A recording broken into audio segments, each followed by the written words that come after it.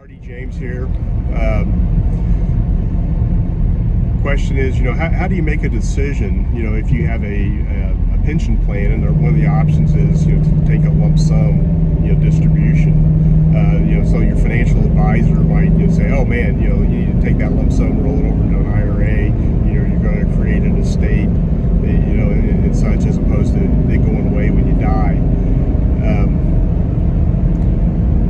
So how do you know that that's the right decision, and how do you know that the financial advisor, or broker, or whoever they are, is not, looking after the best their interest in just having more assets to manage, or to be able to generate commissions? There's some calculators out there that I'm going to show you, exactly, kind of how this works. That kind of will tell you, what is going to be, your best option, so you can actually check, the recommendation coming from that financial advisor. And I've actually taken this calculator and read it on some clients, and then kind of went back and tested it against some other software, and it's pretty accurate.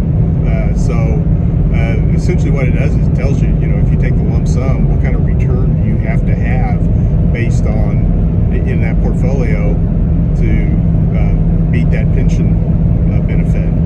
And you're going to put in things as far as life expectancy, when you're going to plan on taking the pension and such.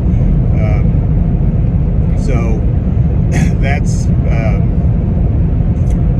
really, I'm going to show you, exactly, how to actually make this calculation. And it's very simple to actually do, so you can actually check and then to be sure, the advice you're getting is solid. So I'm about ready to show you how to do that.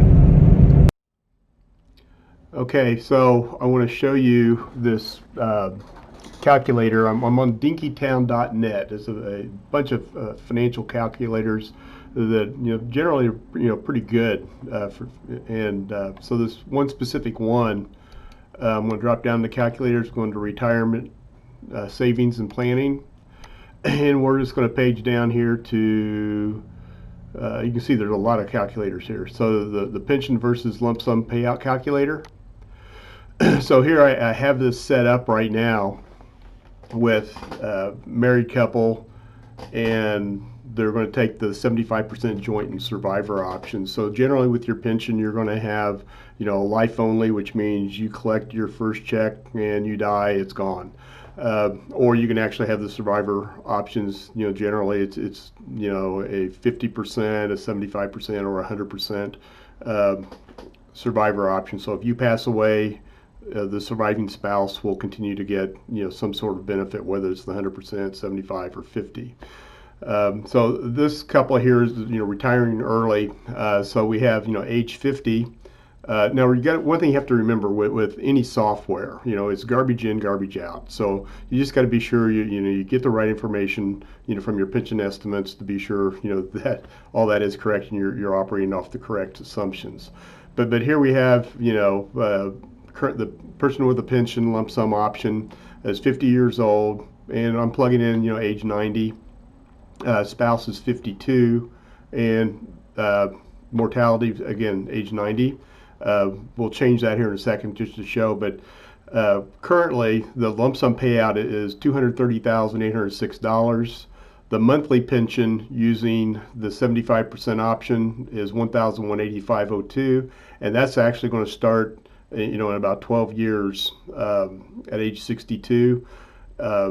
If the pensioner passes away, the survivor is going to get $888.77 a month forever till they pass away. So when you go in and you calculate this, it tells me that the portfolio that I would have to have outside of the pension would need to earn 2.183% to be equivalent.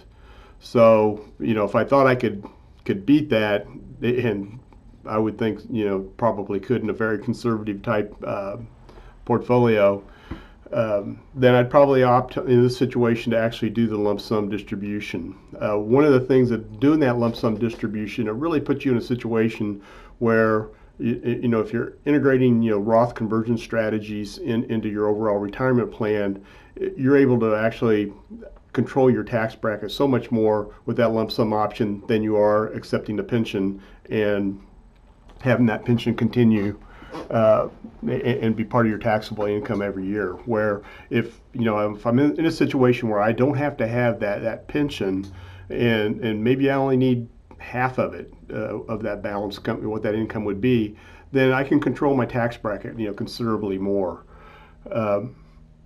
So let's say let me bounce these guys down to like 85 and see what that does. So I'm going to recalculate, and I need 1.519%. So obviously you can see what's happening in here. If they live to 80,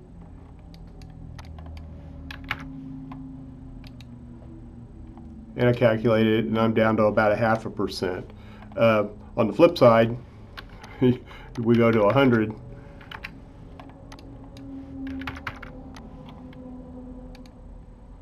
Now I have to get just about 3% or so. So the other thing for people is that if you're wanting to leave money to kids and such, and you don't need all this money in form of a pension benefit, it's a great way to leave that legacy. The other thing you have to consider is this 1,185 is going to be the same from when I turn this on at age 62, and when I'm 85, it's going to be the very same amount.